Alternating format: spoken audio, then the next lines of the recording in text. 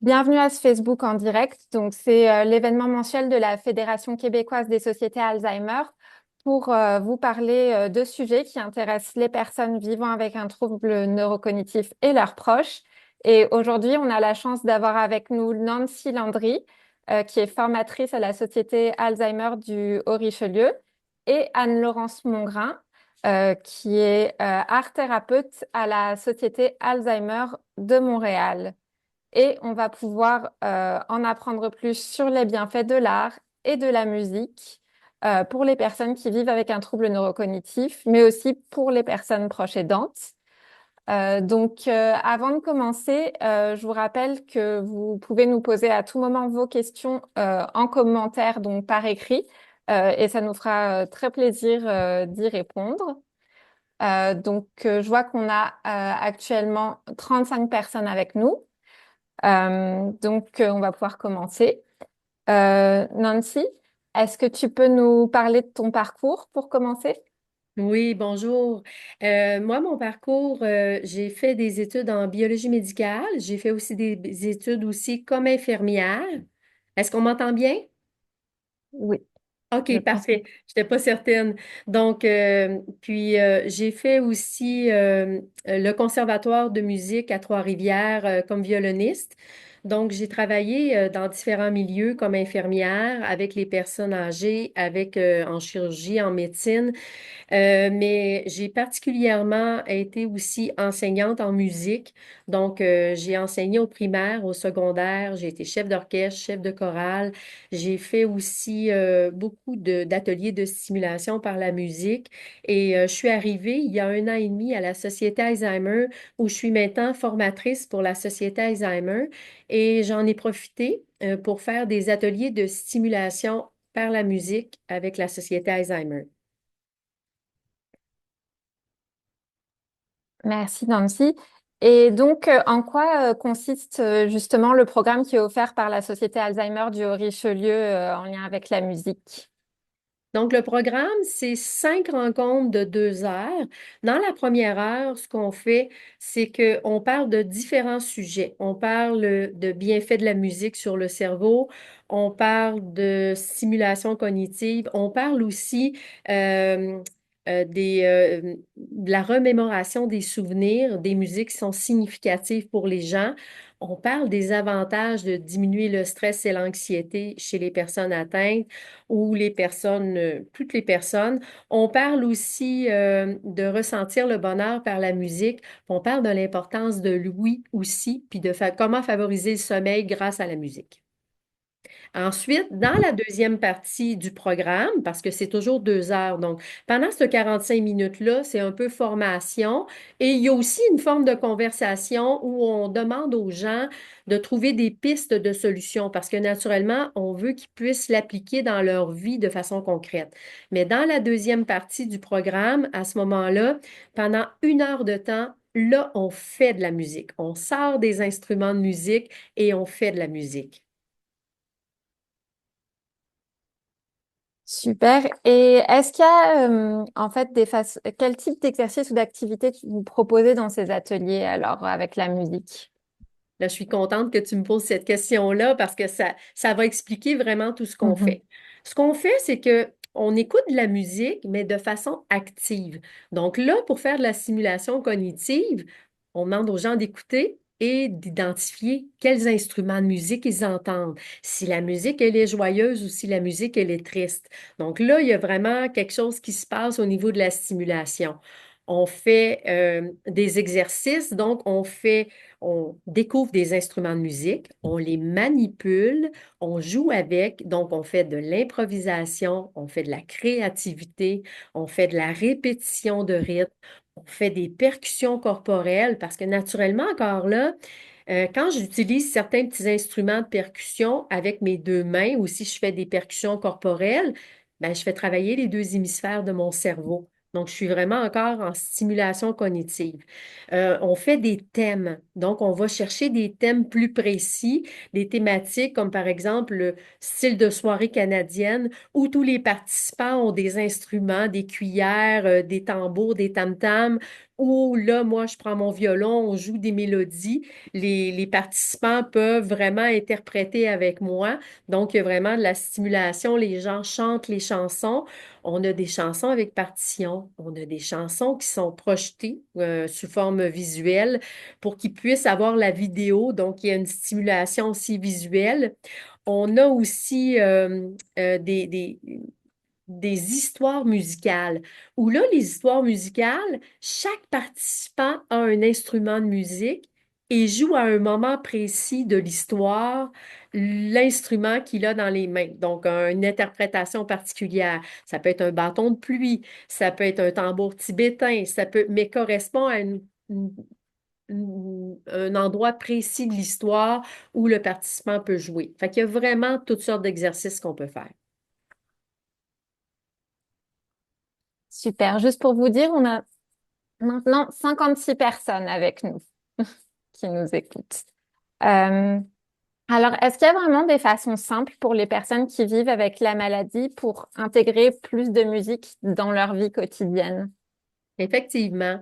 Il faut toujours penser que les personnes qui ont des troubles neurocognitifs, ils ont des besoins particuliers. Donc, nous, on est vraiment sur les soins centrés sur la personne. Puis, en ce sens-là, sur les soins centrés sur la personne, c'est que les musiques doivent être significatives pour cette personne-là. Donc, ce qui peut faire l'affaire de quelqu'un, ben, c'est peut-être pas nécessairement adapté pour l'autre personne. Donc, ce qui est important de reconnaître, c'est de bien identifier quelles sont les musiques significatives. Et là encore là, on se dit, mais comment je fais pour faire ça?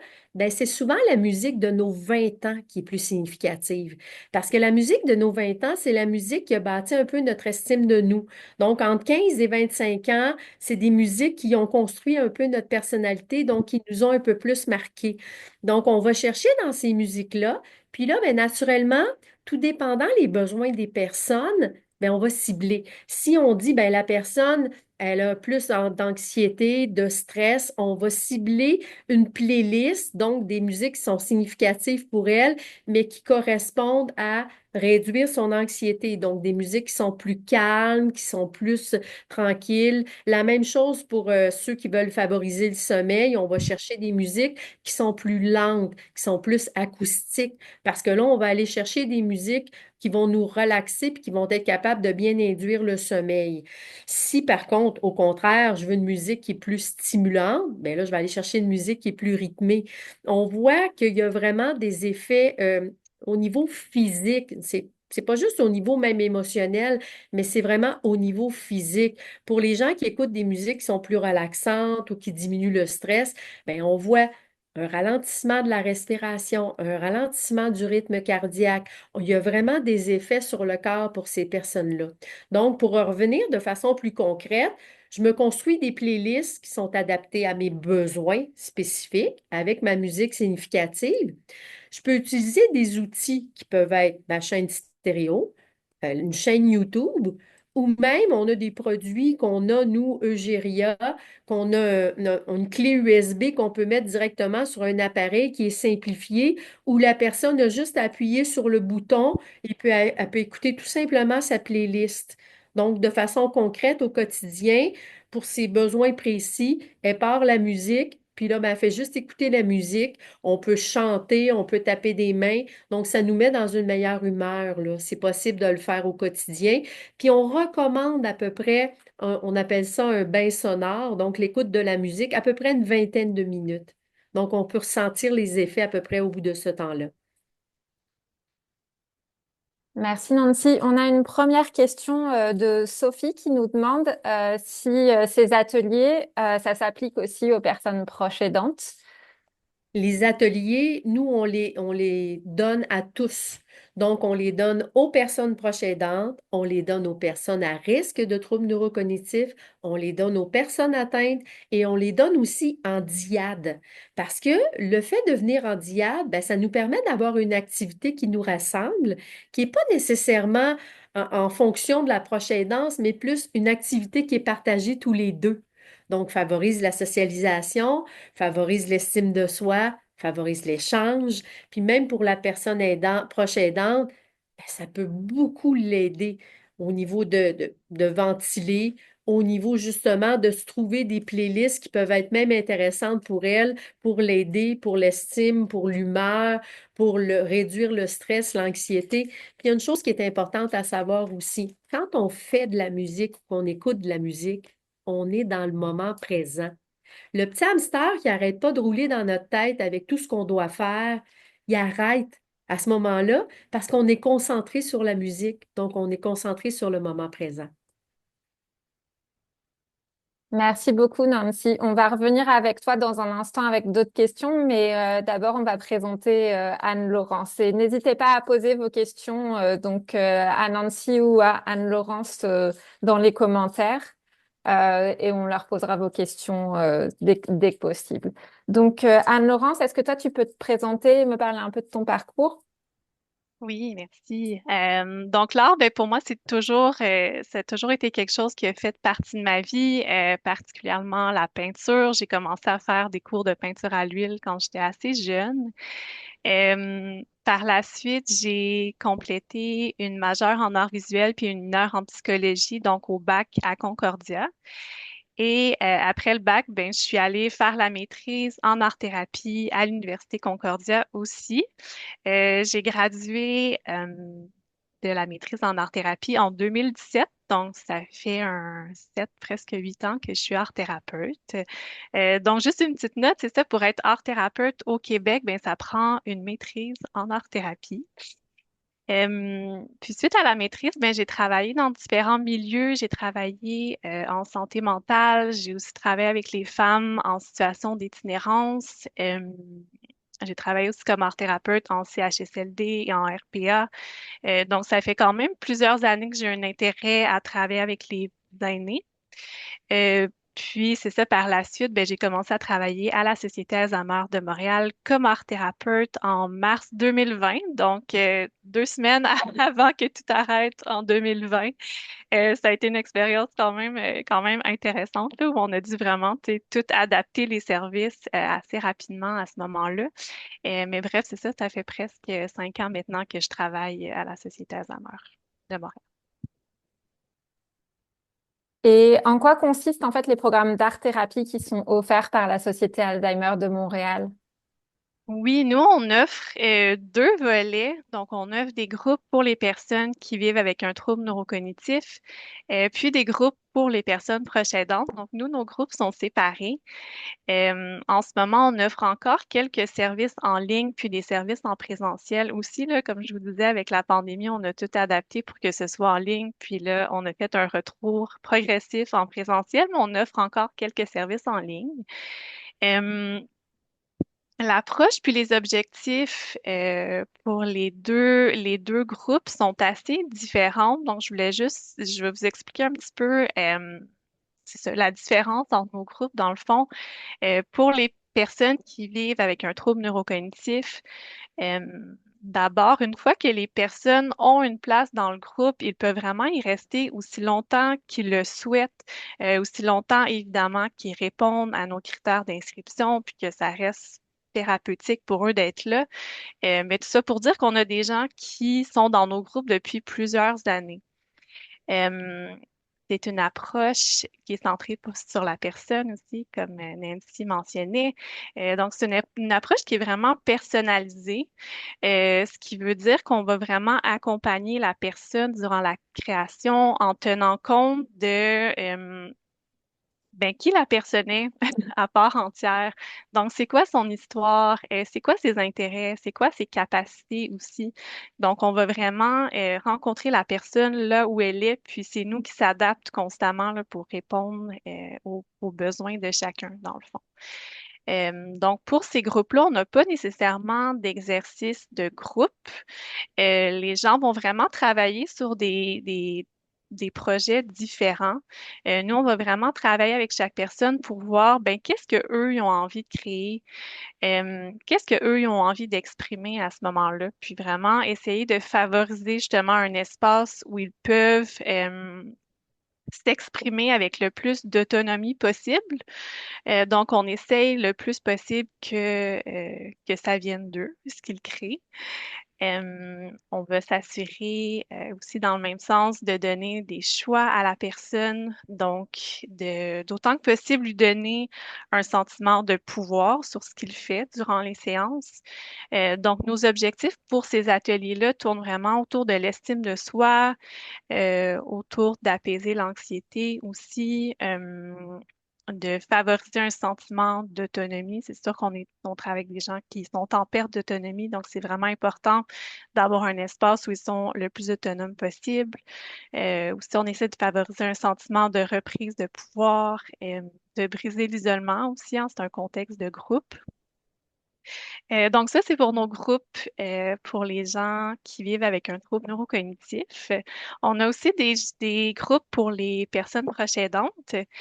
Ce sont des groupes qui ont été développés pendant la pandémie. Là, je vous le disais, je suis arrivée en 2020. À ce moment-là, on n'avait pas de groupe pour proches aidants, mais c'est quelque chose que j'ai mis en place.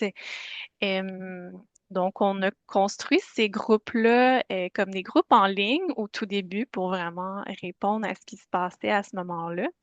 Mais on s'est quand même rendu compte que c'était assez facilitant pour les proches aidants d'avoir des groupes en ligne, que ça l'a quand même aidé au niveau de l'accessibilité d'avoir ces groupes-là en ligne parce que les gens, bien évidemment, ils n'ont pas à se déplacer, ils n'ont pas à avoir de répit si jamais ils vivent avec la personne. On peut avoir des gens qui sont partout sur l'île de Montréal, donc qui n'ont pas nécessairement c'est ça, à se déplacer. On a quand même un intérêt, il y a des gens qui ont de l'intérêt à avoir des groupes en présentiel, donc c'est quelque chose qu'on va commencer à l'hiver prochain aussi, d'offrir un premier groupe en présentiel avec la même structure. Pour ces groupes-là, c'est des groupes de 12 semaines. Donc, ce sont des groupes qui sont beaucoup plus structurés que nos groupes pour les gens avec un TNC. Euh, donc, le cadre, c'est quand même assez différent. C'est beaucoup plus structuré.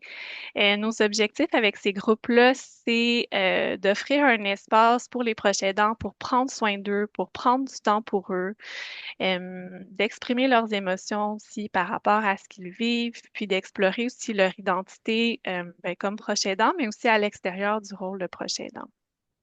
Donc, les ateliers, pour vous donner un petit peu une idée de la structure, on commence toujours par un exercice de relaxation qui est différent chaque semaine parce que ça aussi, c'est dans nos objectifs pour ces ateliers-là, de vraiment donner des outils concrets de relaxation qui peuvent appliquer à l'extérieur des séances aussi. Puis ça permet de faire une coupure entre ce qui s'est peut-être passé avant l'atelier et vraiment arriver dans l'espace, de se déposer, essayer autant que possible de calmer le système nerveux. Et ensuite, on fait un tour de table, un tour d'écran pour voir comment chaque personne arrive, comment ils se sentent cette journée-là. Ensuite, ben, on propose un exercice artistique. Donc, par la suite, il y a un moment de création. Et on revient à la fin de l'atelier, tout le monde ensemble, où chaque participant est invité à partager ce qu'ils ont créé, à participer, à partager un peu leur processus, puis ce qui a émergé pour eux durant la séance.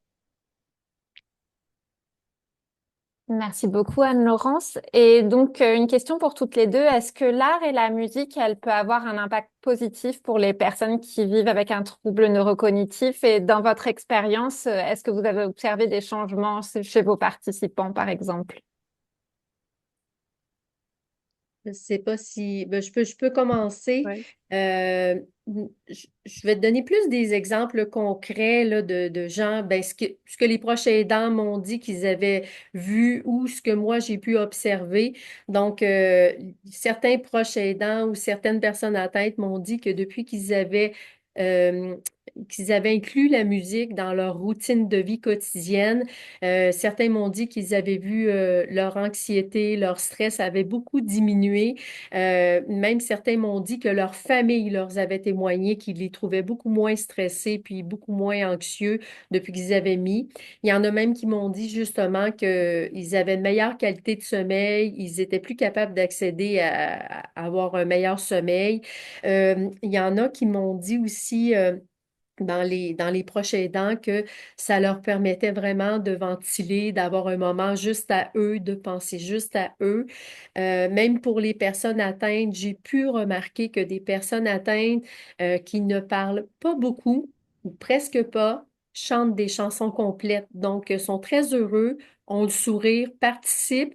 Et lorsque c'est le temps de chanter les chansons, ils sont capables de chanter tous les mots des chansons. Donc, ils sont très fiers d'eux par rapport à ce genre d'exercice-là. Fait que l'estime de soi est de beaucoup rehaussée. On voit vraiment. Et puis, même pour le voir avec proche aidant et personne atteinte en DIAD, le proche aidant est vraiment heureux de voir son proche être capable de faire une activité, puis d'avoir un sentiment de bonheur, puis de pouvoir participer pleinement à ces activités-là. Donc, il y a vraiment des très, très beaux témoignages là, à la suite des ateliers de stimulation. Ouais, ben moi aussi, ça va rejoindre un petit peu ce que Nancy, tu viens de dire, mais moi aussi, au niveau de l'anxiété, c'est vraiment quelque chose que je remarque beaucoup. C'est assez commun de voir les gens, là, je parle des gens avec la maladie. C'est assez commun de voir les gens qui arrivent à l'atelier, puis évidemment, là, ça dépend du stade de la maladie, ça dépend de beaucoup de facteurs, mais souvent, les gens arrivent un petit peu anxieux. Ça se peut qu'ils sont arrivés, par exemple, en transport adapté, ou c'est le proche qui est venu le porter, mais ils ont dû rusher un petit peu. Peut-être que la personne, ça ne tentait pas d'y aller au début à l'atelier. Mais je trouve ça vraiment toujours significatif de voir le avant-après, de voir comment les gens arrivent à l'atelier versus comment qu'ils repartent. Puis on le voit vraiment de façon assez significative, comment que les gens repartent beaucoup plus détendus généralement que lorsqu'ils arrivent. On le voit que, même dans leur non-verbal, qu'ils vont plus sourire, que leur corps est comme plus ouvert. Ils peuvent aussi des fois l'exprimer verbalement, que ça a été positif pour eux. Euh, Au niveau de l'estime de soi aussi, c'est ça rejoint un peu Nancy ce que tu disais que c'est ça. C'est vraiment aussi un de nos objectifs pour ces groupes-là de favoriser l'estime de soi. Mais on a vraiment des gens, c'est intéressant de voir qu'ils se surprennent eux-mêmes. Souvent, j'entends, ah, je pensais jamais faire de la peinture dans ma vie ou je me suis jamais considérée comme quelqu'un de vraiment créatif. Puis là, ils découvrent des fois une autre partie d'eux-mêmes à travers ce processus-là.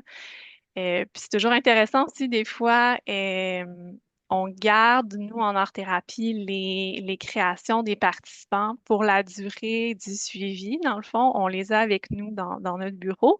Puis parfois, on peut les ressortir.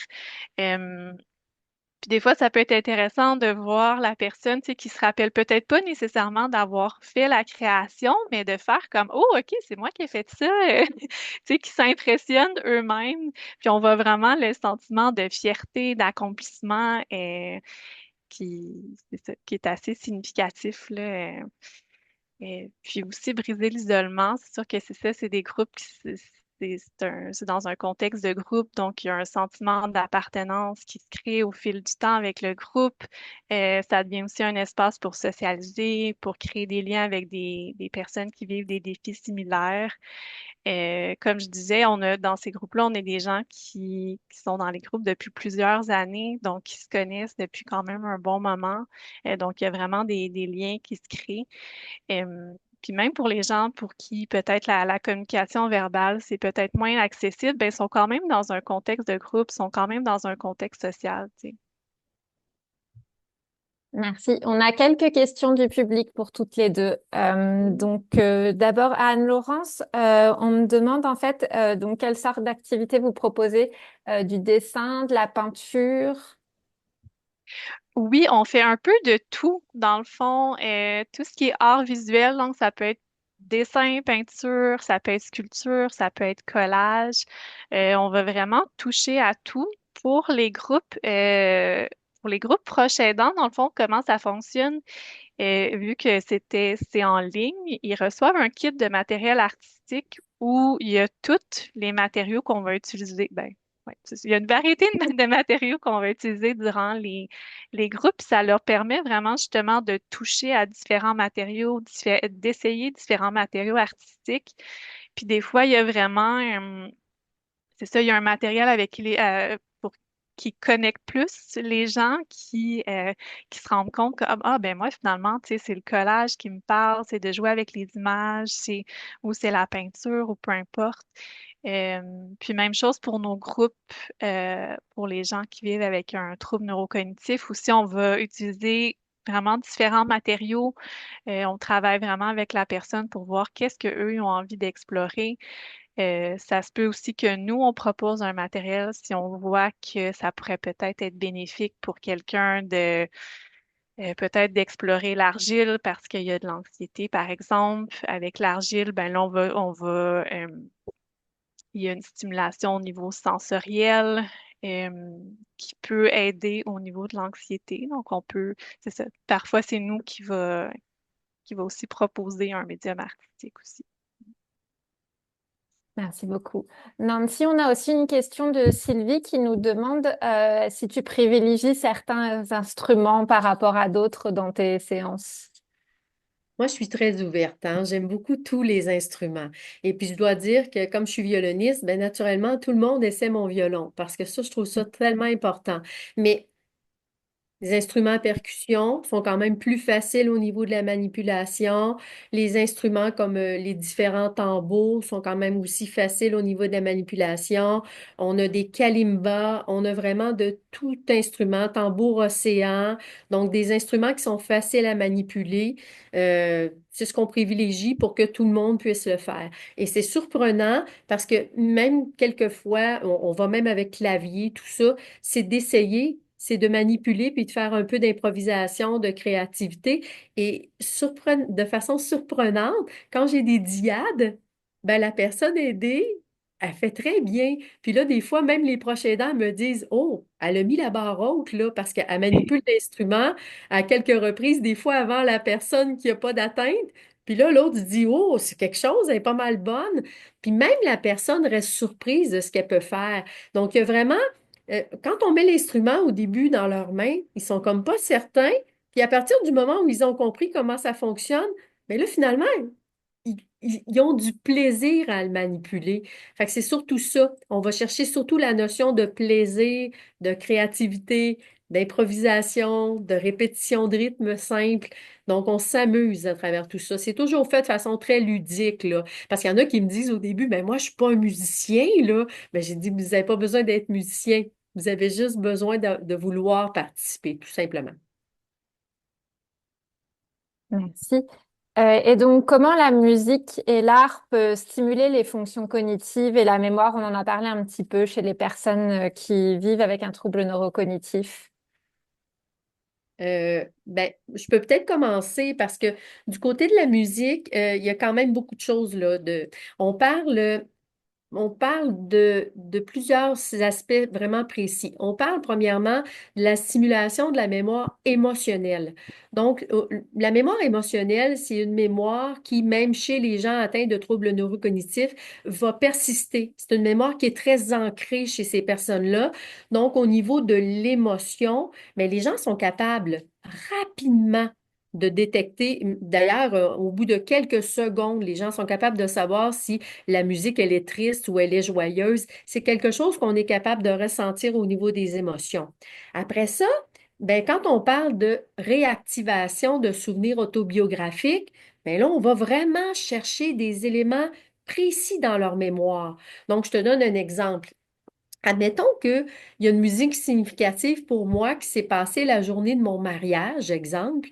Ben, si j'écoute cette musique précise-là, je suis capable dans mon cerveau de réactiver le moment précis de l'événement, donc l'autobiographie de mon événement. Je me souviens de la journée, la température, ce qu'il faisait, les gens qui étaient présents, s'il faisait chaud ou froid. Donc, tout ce qui est émotif, autobiographique va revenir, même pour les gens qui ont des atteintes un peu plus importantes. Donc, ça va réveiller chez eux certains souvenirs. Donc, à ce moment-là, on parle de vraiment de stimulation neuronale, hein, parce qu'on pense que le cerveau, il est vraiment plastique. Si on est capable, parce que ces gens-là, contrairement à ce qu'on peut penser, peuvent apprendre des nouvelles chansons, peuvent apprendre des nouvelles choses. Il y a des circuits neuronaux qui sont capables de se créer chez ces personnes-là. Là, naturellement, si j'écoute des chansons qui me plaisent, si je joue des instruments et que j'ai du bonheur, ben, ça va améliorer mon humeur. Donc, au niveau de la stimulation cognitive, je vais avoir des émotions qui vont me créer un sentiment de bonheur, puis ça va permettre justement de créer des liens sociaux puis d'avoir envie de partager avec les autres. Donc, ça va augmenter ma socialisation, là. Tu sais, moi, au niveau de ma stimulation cognitive, ben, je vais avoir envie d'en parler de ce moment-là ou de cette émotion-là que je vis. On peut parler aussi, les experts disent que c'est aussi peut-être la mémoire procédurale qui resterait. Donc, cette mémoire procédurale, c'est l'espèce de mémoire un peu comme l'instinct de faire du vélo qui reste juste à la fin. Donc, comme la mémoire procédurale reste ou la mémoire d'estime de soi, bien, la personne va chercher dans ses souvenirs plus ancrés des moments significatifs pour lui. Donc, c'est vraiment de la simulation cognitive là, pour ces personnes-là. Oui, ben merci, merci Nancy. Oui, l'art aussi, ben c'est sûr que ça l'engage la personne, tu sais, dans sa totalité, donc il y a vraiment une stimulation aussi à plusieurs niveaux. C'est sûr que l'attention et la concentration vont être requises pendant toute la durée du groupe, qui dure 1 heure et demie pour les groupes pour personnes vivant avec un TNC. Aussi, la personne, ben, elle va être amenée à prendre des décisions, j'en ai parlé tantôt, puis souvent à trouver des solutions aussi, tu sais, quand des fois il y a un problème dans la création, puis je vais vraiment laisser le temps à la personne de voir si elle peut arriver elle-même à une solution à son problème. Évidemment, si on voit que ça génère de la frustration ou de l'anxiété, on va aider la personne, mais souvent les gens arrivent à être créatifs puis à trouver leur propre solution, tu sais. Euh, Ça implique aussi une stimulation sensorielle, hein, j'en parlais tantôt. Puis la vue, le toucher, l'ouïe aussi. Nous aussi, on va mettre de la musique durant les ateliers, mais les sens sont impliqués. Par exemple, je parlais de l'argile tout à l'heure. Donc, on pourrait inviter, par exemple, la personne à se concentrer sur la texture de l'argile, puis vraiment essayer de travailler intuitivement, mais en étant vraiment pleinement dans ses sens, dont là où les pensées peuvent un petit peu se relaxer, mais on peut travailler au niveau de l'anxiété par rapport à ça. La stimulation sensorielle aussi, ça peut aider à reconstruire des souvenirs pour les gens qui sont atteints de la maladie. Les images aussi, hein, ça peut éveiller des souvenirs. Par exemple, quelque chose qui revient souvent, les images de paysages. Ça peut souvent rappeler aux participants des voyages qu'ils ont faits. Ou par exemple, si la personne vivait, elle a grandi en campagne, des fois, c'est quelque chose qui ressort à travers des images de paysages. Euh, c'est ça, ça peut aider aussi au niveau de la coordination, de la motricité fine, donc d'aider à maintenir ces fonctions-là. Euh, une stimulation aussi au niveau émotionnel. Donc, c'est sûr qu'en art-thérapie, on encourage l'expression des émotions. Il y a aussi certains matériaux artistiques qui vont favoriser l'expression des émotions. Par exemple, des matériaux un peu plus fluides comme l'aquarelle, par exemple, ça aurait des propriétés d'aider à accéder aux émotions, selon un de nos modèles théoriques qui s'appelle le Expressive Therapies Continuum, le ETC. Donc, toutes les émotions sont vraiment accueillies, sont vraiment validées en art-thérapie. Puis, c'est sûr que c'est ça, les participants sont encouragés à exprimer ces émotions-là verbalement, si c'est possible, parfois en explorant un peu ce qu'ils ont créé comme image.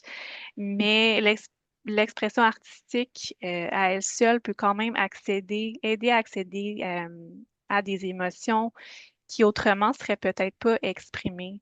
Donc, dans le fond, la verbalisation des émotions, c'est sûr que ça va être encouragé, mais si jamais c'est pas accessible pour la personne, mais c'est pas essentiel non plus pour que ce soit bénéfique pour la personne. Merci beaucoup à toutes les deux. Et est-ce qu'on peut adapter l'art-thérapie et la musicothérapie à différents stades de la maladie? On a notamment Malcolm qui témoigne dans les commentaires que son épouse réagit pas beaucoup à la musique ou à l'art. Est-ce qu'il y a des techniques à essayer dans ce cas-là, par exemple? Je vais y aller en premier peut-être. Mm. C'est sûr que ce qui est important de savoir, c'est que nous, ici à la société, les ateliers que je propose présentement, c'est des ateliers qui sont naturellement pour un certain stade de la maladie. Par contre, moi, je fais des ateliers de stimulation au centre de jour ici. Donc, les ateliers sont adaptés pour la clientèle. Donc, je m'adapte aux différents stades. Pour répondre à la question de la personne qui a posé une question en ligne, ce qui va être important par rapport à la musique pour cette dame-là, si on veut la stimuler, ben, c'est toujours d'aller chercher de la musique qui est significative pour la personne. Donc, je vous donne un exemple. Si la dame aime beaucoup Elvis ou si la dame aime beaucoup les Crooners, on va chercher dans ce type de musique-là. Donc, la musique de nos 20 ans, c'est vraiment la musique significative qui va permettre de... On peut utiliser des moyens sensoriels. C'est sûr que si j'ajoute à ça, ben, je mets ma chanson préférée. Admettons que c'est ma conjointe ou mon conjoint, je mets la chanson préférée et là, ben, je sais que cette personne-là, exemple, aimait danser au son de cette chanson-là, ben, je peux danser tout simplement avec elle. C'est un moyen d'expression par la musique.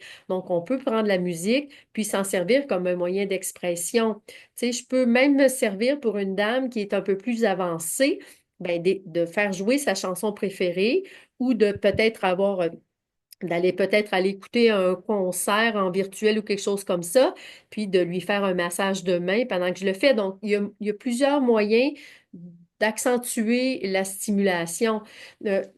Mais il faut garder à l'esprit que la mémoire émotionnelle, c'est une des dernières mémoires qui persistent jusqu'à la fin. Moi, je peux donner l'exemple précis d'avec mon père. Mon père avait la maladie à quart de Louis et même en phase terminale, j'allais encore à son chevet lui jouer ses chansons qu'il aimait, et alors qu'il ne pouvait même plus me parler, et il esquissait un petit sourire, son visage se détendait et les larmes coulaient parfois lorsque je jouais ces chansons qu'il aimait précisément. Donc, il savait que ma présence était là, il savait que j'étais présente. J'étais capable de communiquer encore avec lui grâce à la musique. Donc, cette mémoire émotionnelle-là persiste jusqu'à la fin. Oui, puis nous aussi en art-thérapie, ben c'est ça, on peut quand même adapter là, pour les gens qui sont à différents niveaux de la maladie. C'est sûr qu'on va vraiment adapter notre approche. Des fois, ça nous demande d'être vraiment créatif puis d'essayer essayer des nouvelles façons d'engager la personne. Des fois, c'est beaucoup de essais-erreurs aussi.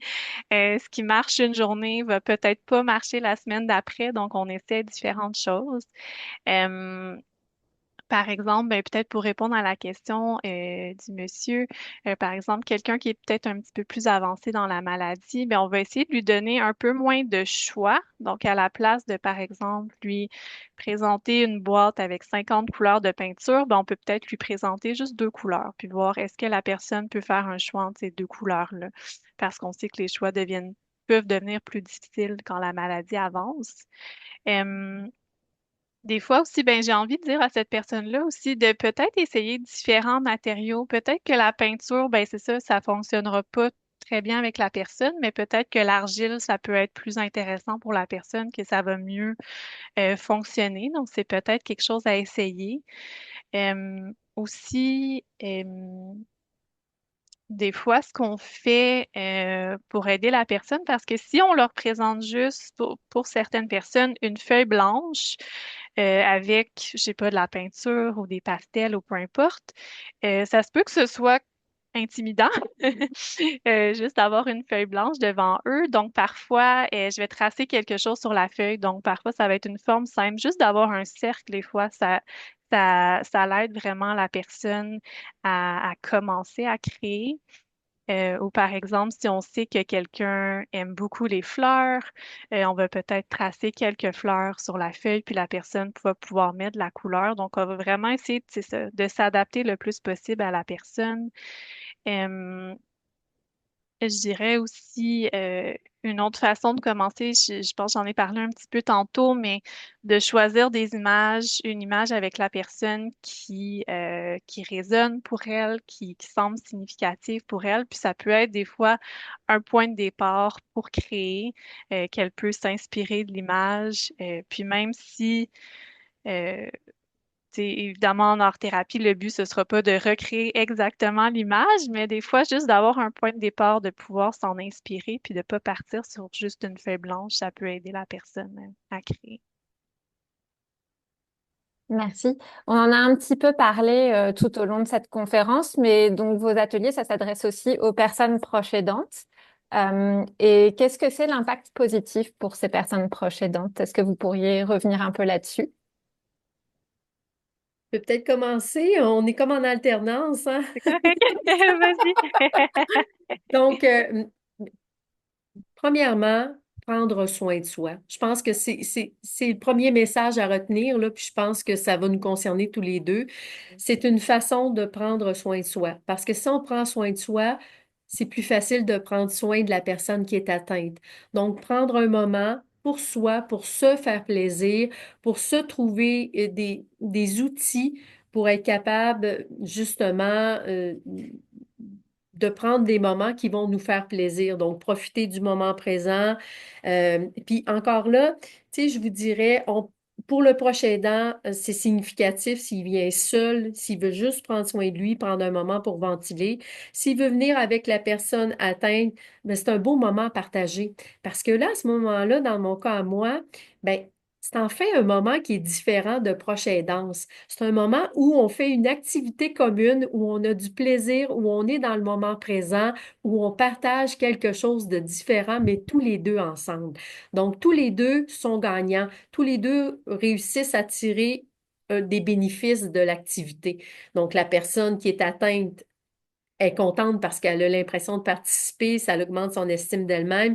La personne proche aidante, mais elle fait enfin une activité qui est agréable avec l'autre personne où elle n'a pas le sentiment d'être en proche aidance, mais plus d'être dans le partage. Donc ça peut être très intéressant. Mais moi, si j'ai un message à dire, il faut que les proches aidants prennent soin d'eux. Donc, c'est deux moyens vraiment concrets de prendre un temps d'arrêt pour penser à eux. Oui, ben mon aussi, ça va rejoindre ce que tu dis, Nancy. C'est ça, ce que j'entends beaucoup pour les groupes proches aidants, ce que je perçois, c'est ça, que c'est vraiment bénéfique pour eux de prendre un moment pour eux. Prendre un moment pour prendre soin de soi, c'est ça, ça rejoint ce que tu disais.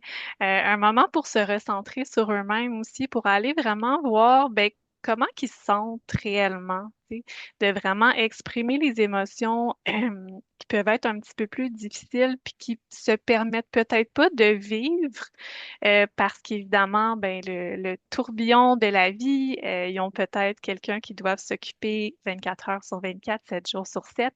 Donc, de vraiment prendre le temps de faire de la place pour ce qu'ils vivent, de voir comment ils se sentent, puis un moment qui est complètement pour eux.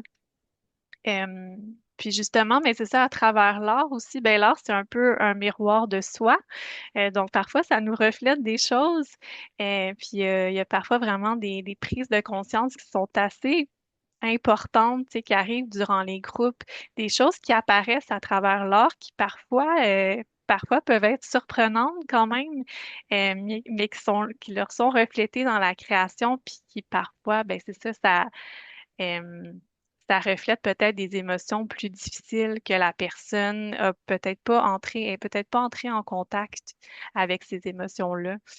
Euh, c'est sûr qu'on a l'aspect de groupe aussi qui va être important, donc d'être avec des personnes aussi qui vivent des situations similaires où ils peuvent se comprendre, ils peuvent s'offrir du soutien, du support, être écoutés, être entendus dans ce qu'ils vivent.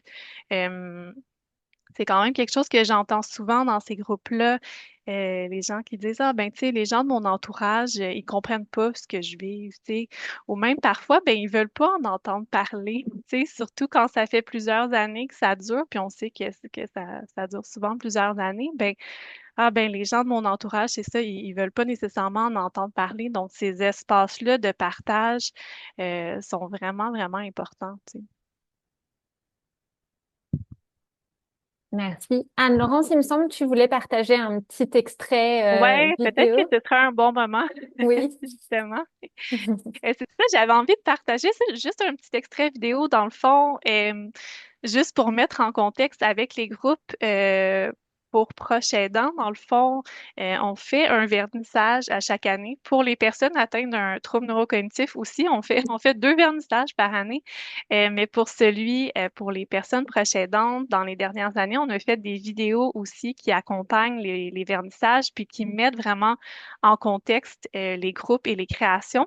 Puis j'avais juste envie de vous partager un petit 2 minutes d'une vidéo qui va peut-être vous donner aussi envie d'aller voir la vidéo complète qui dure un 15-20 minutes. Euh, mais il y a un petit témoignage de proches aidants justement qui parlent de leur expérience dans les groupes. Donc, je vais vous présenter ça. Ça va juste être un petit 2 minutes.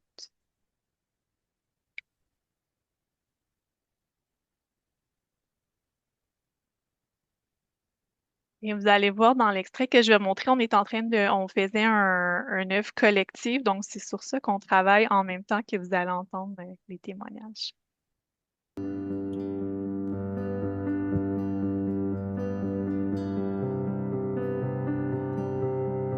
Des fois, on réalise pas tout qu'on parlait de créativité, comme ce qu'on est capable d'avoir en nous, qu'on n'est juste pas, on n'a juste pas accès parce qu'on s'est peut-être juste pas arrêté.